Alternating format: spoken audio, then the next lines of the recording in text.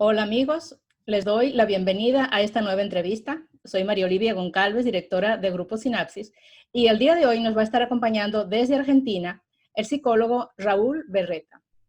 Raúl Berreta es especialista en el manejo de equipos de salud, está trabajando actualmente en la zona norte del Gran Buenos Aires y nos va a estar hablando acerca de cómo cuidar al cuidador, refiriéndonos a los equipos de salud que en este momento están trabajando a nivel mundial con todo lo que tiene que ver con la pandemia de COVID. Bienvenido, Raúl. Muchísimas gracias por compartir toda tu experiencia con nosotros. Gracias, María. Bien, Raúl nos va a estar conversando acerca de todo este tema de los cuidadores de salud que están trabajando con estos pacientes, porque actualmente vemos cómo hay una sobrecarga laboral, una sobrecarga emocional, y esto ciertamente está afectando a muchos. Entonces, quisiera que nos comentes un poco acerca de cómo ves tú el proceso de adaptación de la población en relación a esta pandemia y cómo esto puede estar afectando los equipos de salud. Bien, permitime hacer antes un stop, porque es importante que tengamos en cuenta que esto es una situación, lo que nos está pasando es una situación extraordinaria y no deja afuera a nadie en el planeta Tierra. Todos estamos enfrentándonos con una situación extraordinaria. Los que somos especialistas en la psicología humana sabemos que el cerebro necesita poder procesar esto que nos está pasando. Y cuando digo nos está pasando, estoy diciendo que nos pasa a todos, incluidos los agentes de salud. ¿Qué es lo que nos está pasando? Tenemos algo que no entendemos. Se habla de la infodemia como una pandemia de información que se multiplica, y la verdad es que esto pone a nuestro cerebro frente a un reto, que es discriminar lo que sirve de lo que no sirve, cómo resolver las contradicciones entre lo que dice un especialista y otro, o lo que hace un país y otro. Esto genera una situación de conflicto cognitivo importante. ¿A qué le creo? ¿A quién le creo? Frente a esto, una alternativa es hacer como una remisión al pasado, irse al pasado, a ver si hay algún antecedente que nos ayude a entenderlo. El antecedente que no lo tenemos en nuestra generación, el antecedente remoto es la gripe española del año 1918. No es comparable la situación de principios del siglo XX con principios del siglo XXI. Así que eso no nos sirve.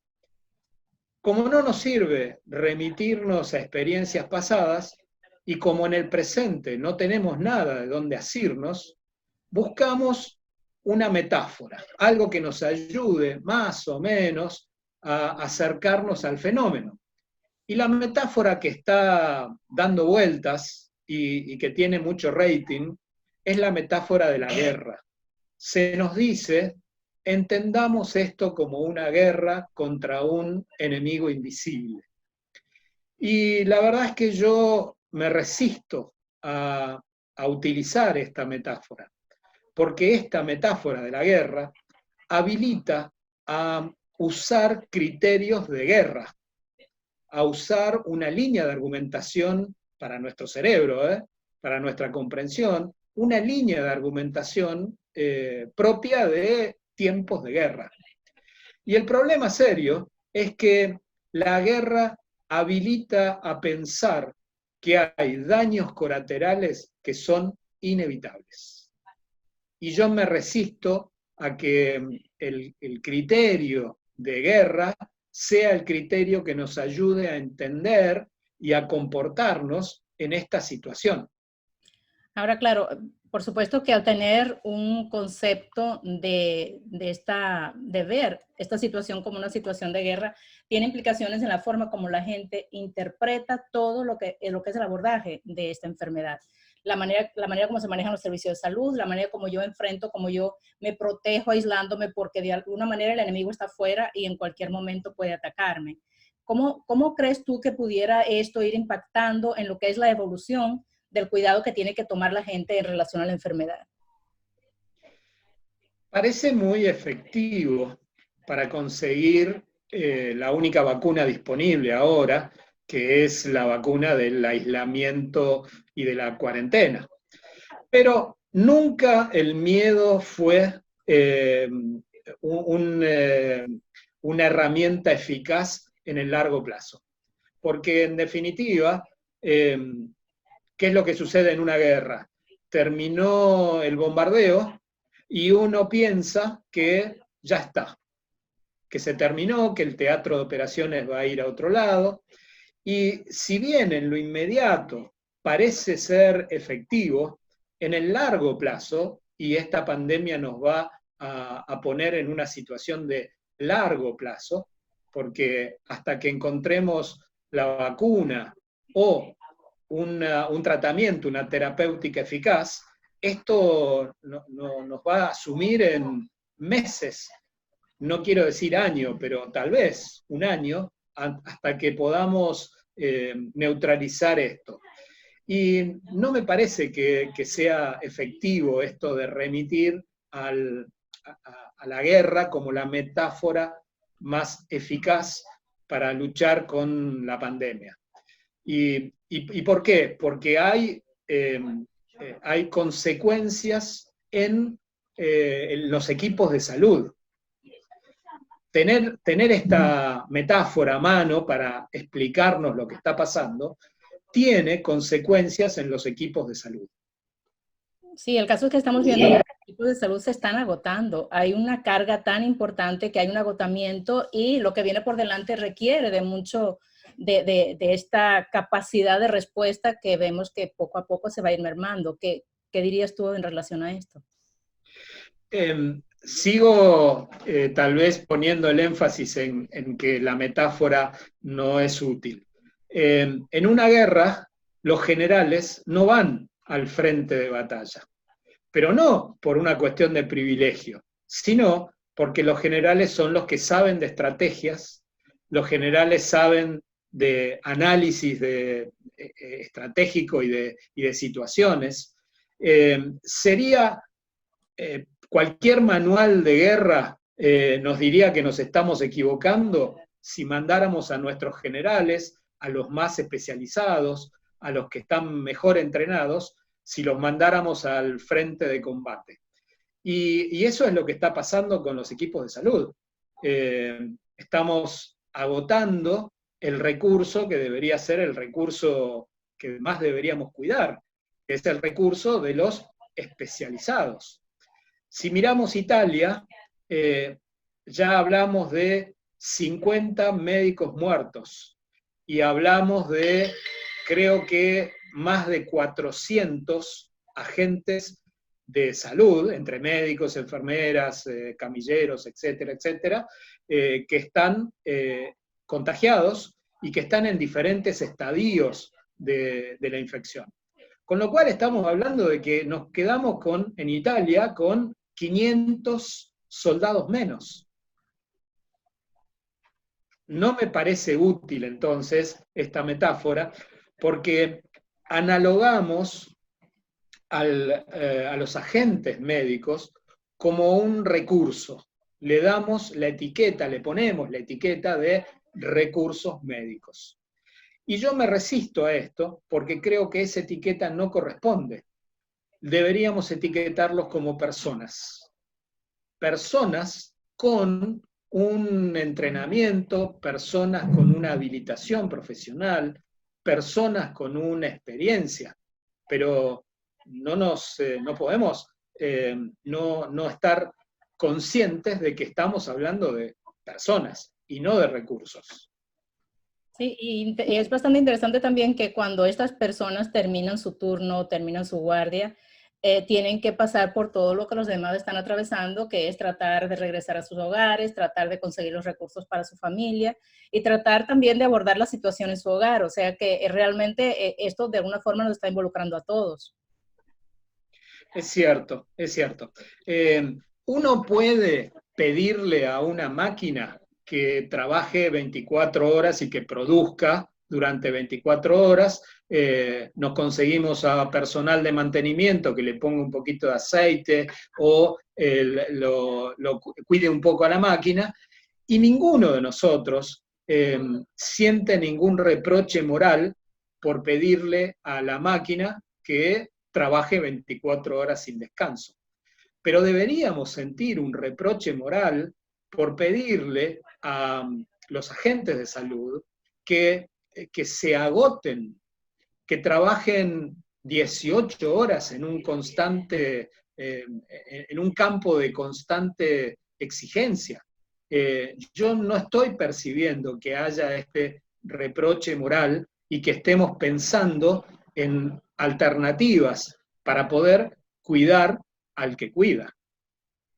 Exacto. Además, enfrentan también otra situación que es la carencia de recursos, porque lamentablemente vemos que en muchas partes, quizás algunos países tienen más posibilidades que otros, pero muchos de estos médicos están trabajando con mucha escasez de recursos, tanto para atender al paciente como para el propio cuidado del equipo médico. Y eso, por supuesto, genera un estrés y una sobrecarga adicional.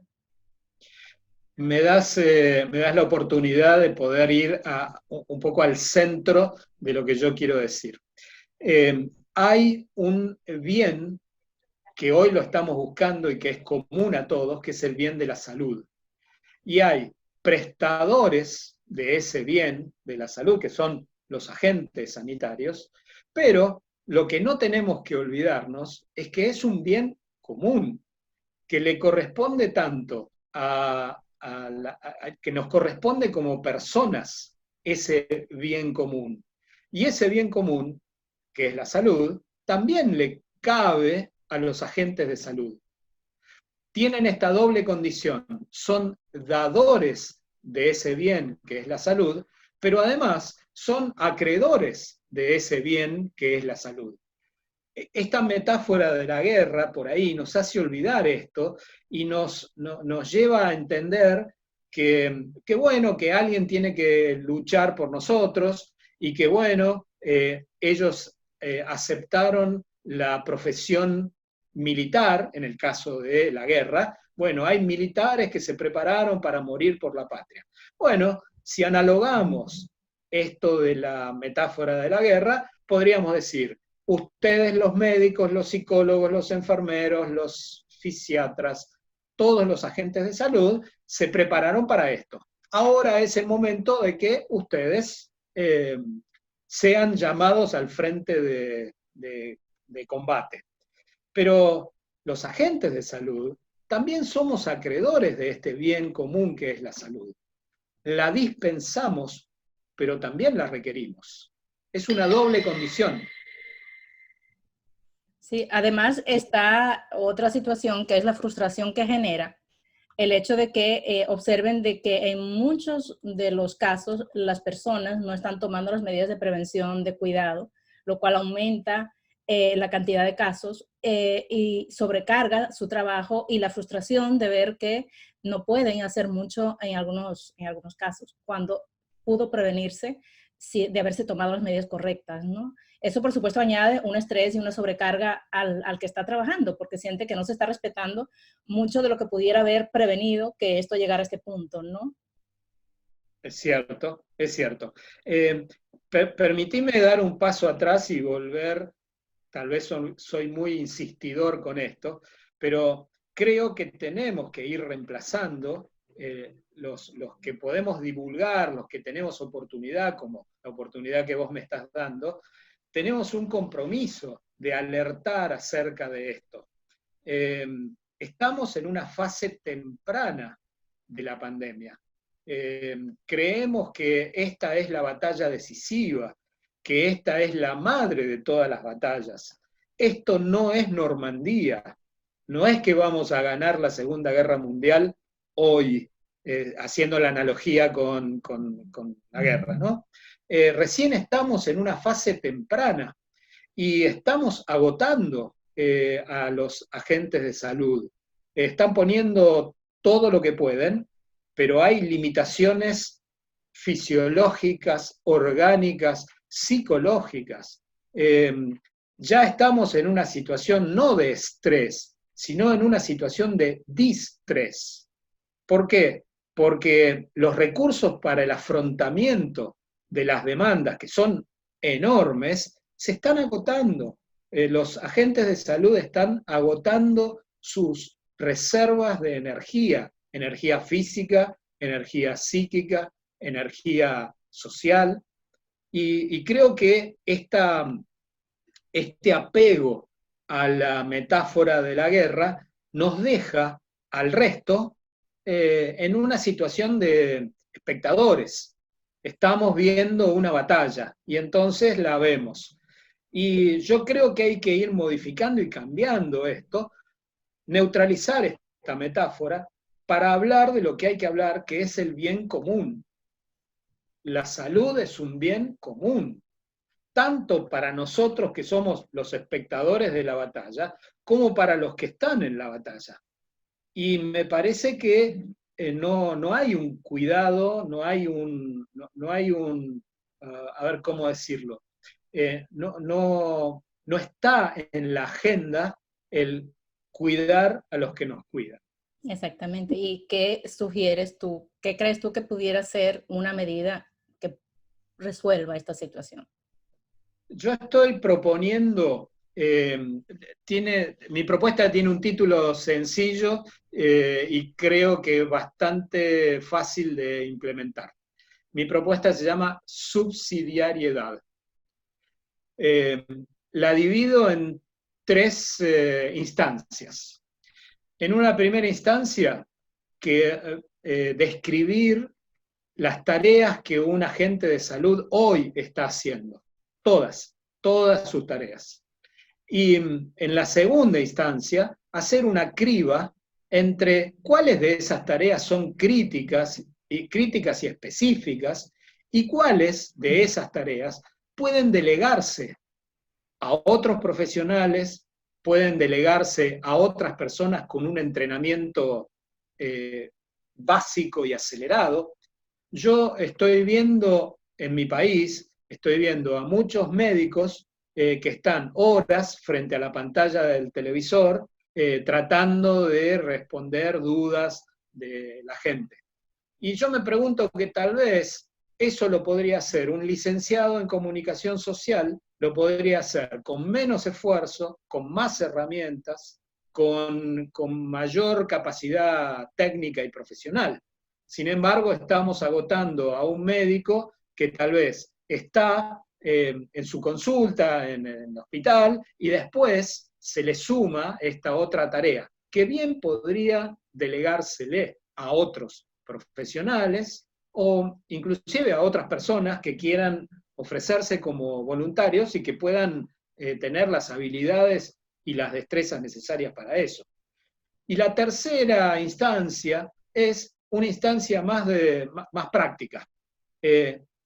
Un agente de salud termina su turno, su tarea, y tiene que volver a su casa para llevar la ropa al lavadero, pagar sus impuestos y cancelar las cosas que tiene que cancelar, comprar los alimentos, revisar la tarea de su hijo que ahora está cursando de manera virtual.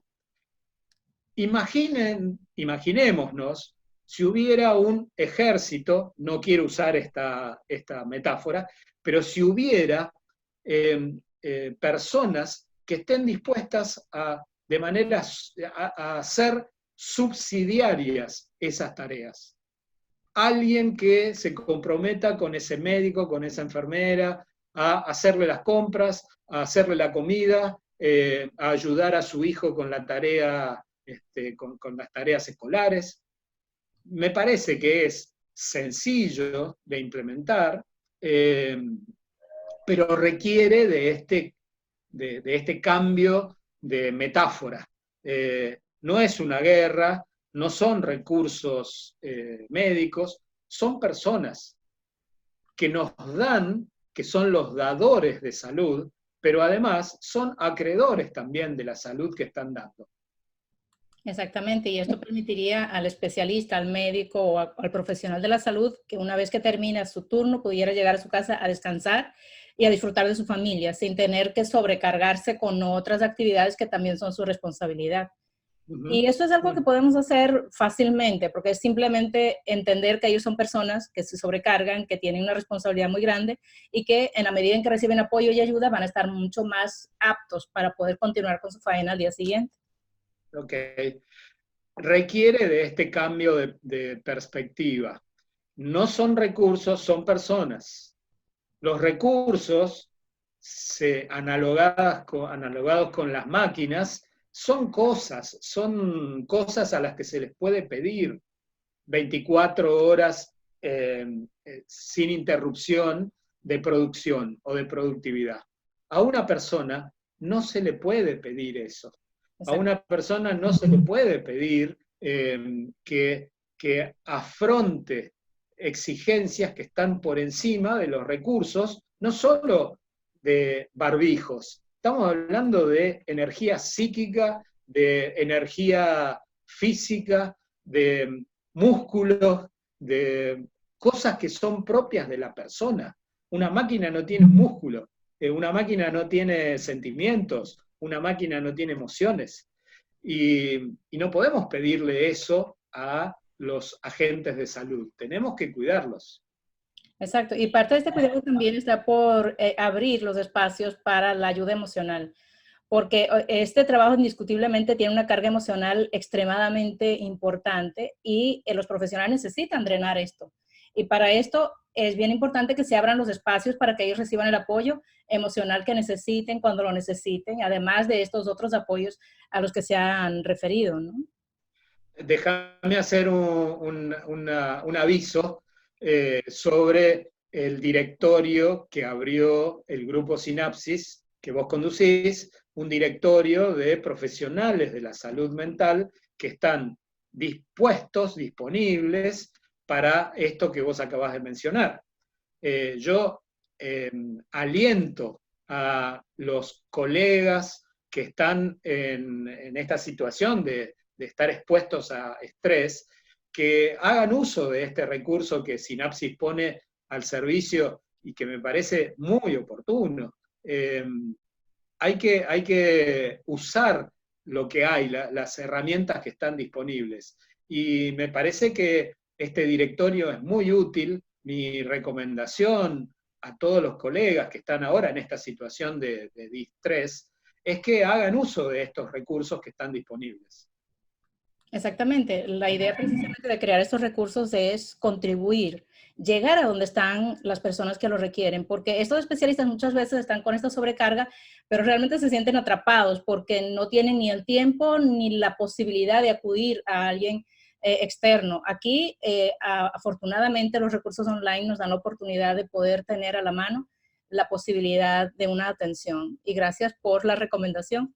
De hecho, este equipo de profesionales, somos más de 50 y vamos a seguir aumentando el número de profesionales porque hay muchas personas que quieren unirse a nosotros. Estamos totalmente a la disposición para ayudar y es gratuito el servicio y con profesionales todos con credenciales de salud mental que pueden ayudar, así que estamos a la orden. Y bien, qué otra recomendación crees tú que sería importante ya para ir cerrando? Bien. Yo estoy en ese directorio. Acepté la invitación que recibí del grupo Sinapsis y me pareció excelente, así que permitime felicitarte por la iniciativa. Gracias. Gracias por acompañarnos y gracias a todos los especialistas que se han unido al equipo. Muchas gracias. Para ir cerrando, creo que vinculando esto que estamos diciendo, si a los agentes de salud los liberamos de esas tareas que son periféricas, que tal vez hoy se pueden delegar de manera subsidiaria en otras personas, le estaríamos dando el tiempo que por ahí hoy lo ponen como una excusa, no sé si excusa es la palabra, pero dicen, no voy a usar tiempo en conectarme online con un profesional de salud mental porque tengo que ayudar a mi hijo en la tarea o porque tengo que ir al supermercado a hacer las compras. Si nosotros, de manera organizada, en cada región, en cada país, en cada municipio, podemos multiplicar esto y podemos alentar a aquellos voluntarios, que me consta que seguramente va a haber mucha gente que esté dispuesta a asumir tareas periféricas que desahoguen a ese agente de salud y que le permita conseguir la salud que también tiene derecho. Es acreedor también a su salud mental.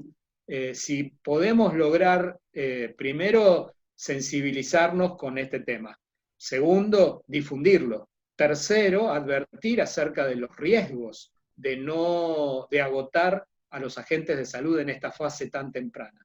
Y finalmente, tener, así como hay un directorio de profesionales de salud mental, podría haber un directorio de ayudadores de tareas de niños, o un directorio de compras online, o un directorio de comunicadores sociales. Exactamente. El hecho es que se pueden generar muchos servicios para facilitar esto.